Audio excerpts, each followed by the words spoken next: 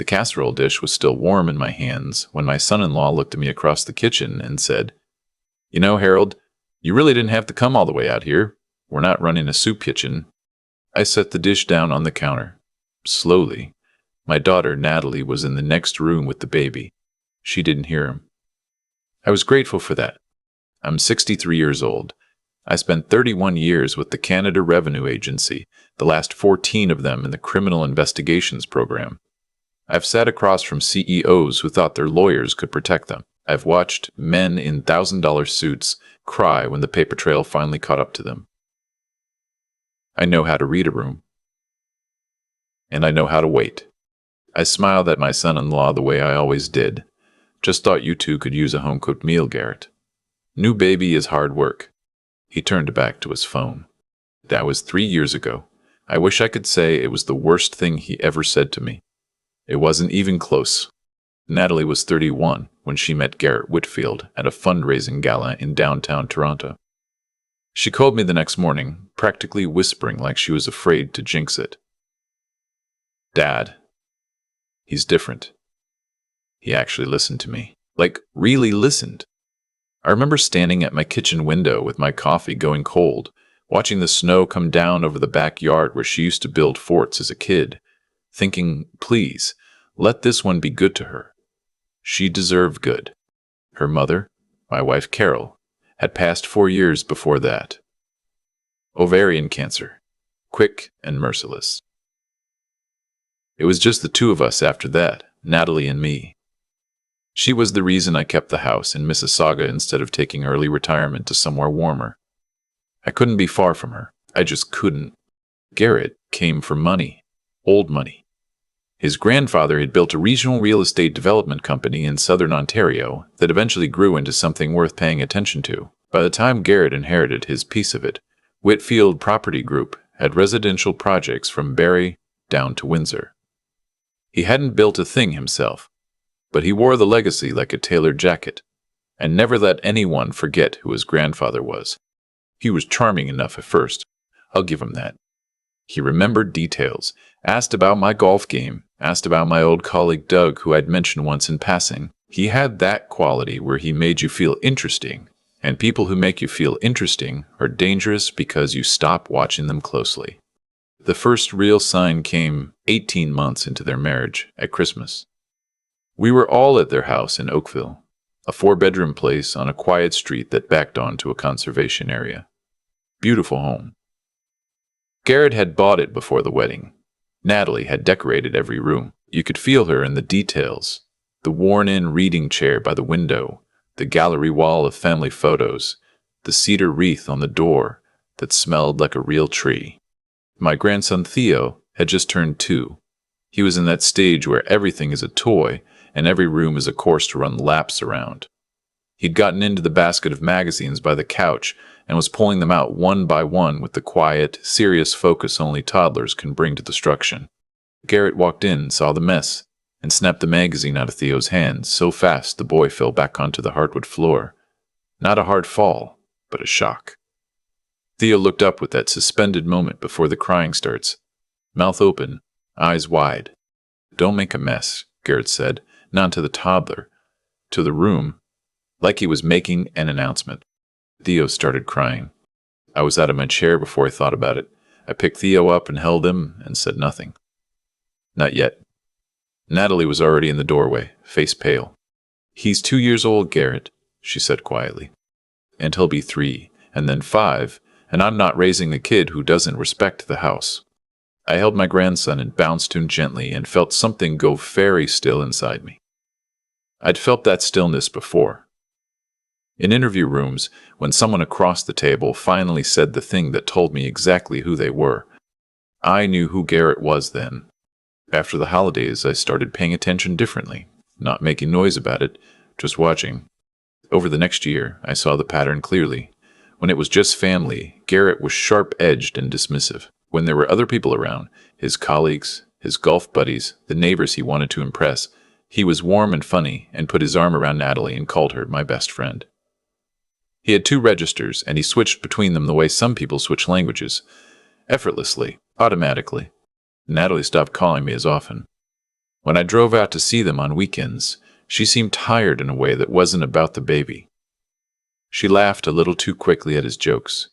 She watched his face when she spoke, checking the weather. I recognized that too. I'd seen it in financial abuse cases. The constant calibration of a person who doesn't feel safe. I didn't say anything to her directly. Not yet. You can't push people toward doors they haven't found themselves. I'd learned that from Carol, actually, years before she got sick. She'd once told me that the worst thing you can do for someone you love is make them feel like they need to choose between you and the life they're trying to hold together. You stay close. You stay available. You let them know the door's always open. And you wait. What I did do was start keeping notes. Old habits. Date, time, what was said, what I observed. A retired CRA investigator doesn't stop seeing transactions as evidence. I was building a file slowly, the way I had always done.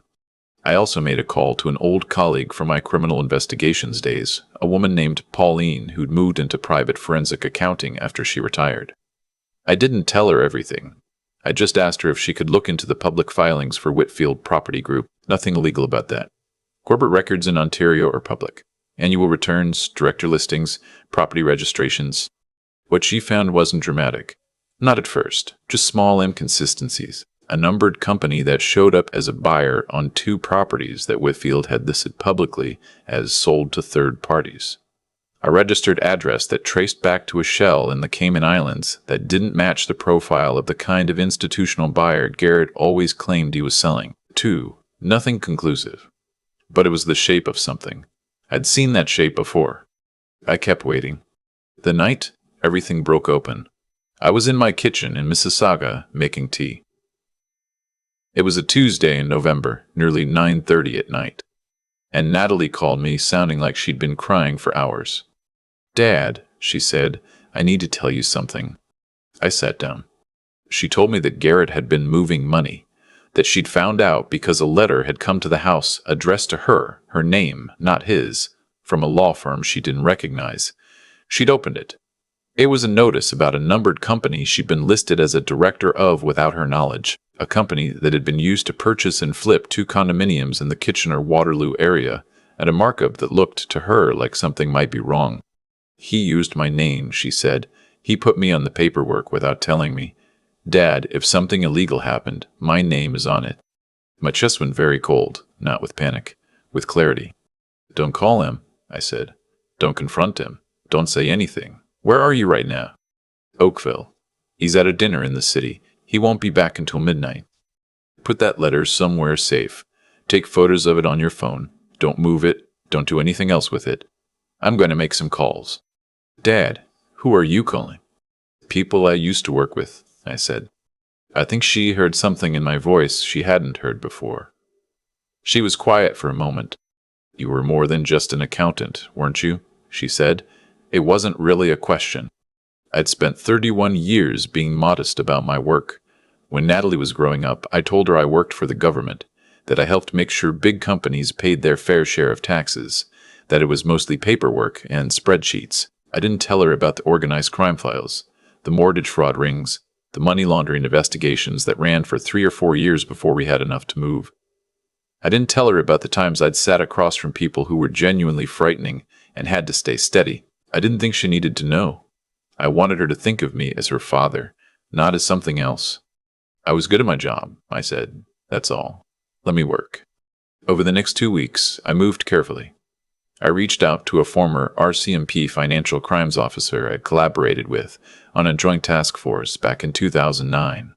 He'd left the force and was doing compliance consulting, but he still had contacts. I shared what Pauline had found, plus what Natalie had sent me photos of.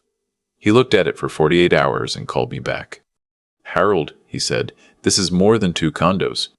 What Garrett had been doing, what we could piece together, was a variation on a scheme I'd seen pieces of during my last years at CRA. He'd been using a network of numbered companies, some with registered directors who either didn't exist or hadn't consented, to flip undervalued properties in mid-market Ontario cities. The profits were being routed through the Cayman structure, which meant he was almost certainly not reporting them correctly for Canadian tax purposes, and because he put Natalie's name on one of the companies, she was technically exposed. That last part made everything else move faster. I'm not going to claim I made one phone call and the cavalry arrived. It doesn't work that way, and anyone who tells you it does is leaving out the part where someone spent 30 years building the relationships that made those calls mean something. But I will say that by the time I made the right call to the right person at the Financial Transactions and Reports Analysis Center of Canada, FINDRAC, the file had enough shape to it that the conversation was serious from the first minute. The process that followed was methodical and slow in the way these things always are. I didn't tell Natalie everything. I told her enough that she needed a lawyer, a good one, that I was helping her get one, and that she needed to get Theo and herself into a position where Garrett's legal problems didn't become her legal problems. She asked me 3 times over those 2 weeks if she should confront him, and 3 times I said no. Not because I was protecting him. Because I was protecting her. There's a difference between the moment you know someone is guilty and the moment the law knows it. In that gap, the worst thing you can do is tip them off. She listened to me. It was the hardest thing I ever watched her do. Garrett found out that something was wrong not from Natalie and not from me. He found out when 2 FINDRAC investigators from the RCMP showed up at the Whitfield Property Group office on a Tuesday morning and started asking questions about the numbered companies. He called Natalie from the parking garage underneath his building. She was at our house in Mississauga with Theo. She'd moved out 11 days earlier, telling Garrett she needed space. He didn't know I was sitting at the kitchen table 10 feet away when he called. I could hear his voice through the phone. Not the words, just the sound. High and fast, the way people sound when the thing they thought they'd managed starts moving on its own. Natalie looked at me. I nodded once. She said, "Garrett, I think you need to call your lawyer." He said something. She listened. "I know," she said, and then she hung up. She put the phone down on the table and sat there for a moment. Theo was in the living room watching something on the TV, laughing at something on the screen. The sound of it came down the hall. That clear, unworried laugh that kids that age do before they know how complicated things get. Natalie put her face in her hands, not crying, just breathing. "It's going to be all right," I said. "You knew," she said. "You knew a lot longer than you told me." I knew something was wrong. I didn't know the shape of it until recently. She looked up. "Why didn't you say anything?" I thought about that for a moment. Because you weren't ready to hear it yet, and because I needed to be able to do something about it when you were. She was quiet for a long time. Then she said, "Mom would have done the same thing." I didn't say anything to that, but she wasn't wrong. The legal process took 8 months. I won't walk through every step of it because the details belong to Natalie more than to me. What I'll say is this. The law firm I found her, a woman in Toronto who specialized in family law and had a colleague in white-collar criminal defense, was exceptional. Natalie was ultimately granted full immunity from the tax fraud investigation in exchange for cooperation. Her name was removed from the numbered company filing. A family court judge in Brampton awarded her primary residential custody of Theo, noting in the decision that the stability of the child's primary environment was a significant factor, and that the father was facing serious regulatory and criminal exposure. Garrett was charged under the Income Tax Act and the Criminal Code with tax evasion, fraud over $5,000, and identity fraud for using Natalie's name without consent. He pled guilty to 2 of the 3 charges in a negotiated resolution. Sentencing hasn't happened yet as I write this, but his lawyers are expecting a federal prison term. His father, a man I'd met twice at family dinners, who would always talk to me the way people talk to someone they've already categorized and filed away, called me after the guilty plea. I don't know how he got my number. He started to say something about the family name, about how things might have been handled differently. I listened until he paused. Then I said, "Your son put my daughter's name on fraudulent documents without her knowledge. He was using a 2-year-old's home as the address on shell companies.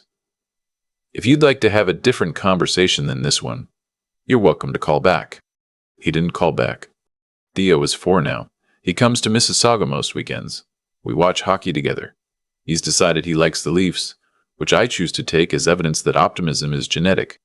He doesn't understand what happened to his family yet. That's fine. There's time, and when the time comes, Natalie will find the right words.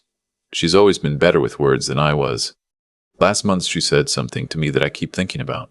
We were in the backyard after dinner, just the two of us, the way we used to be when she was a teenager, and we'd sit out there after her mom went to bed and just talk about nothing in particular. She said, "Dad, all those years I thought you were just a numbers guy." I laughed. "I am a numbers guy," I said. "The numbers just happen to tell very interesting stories."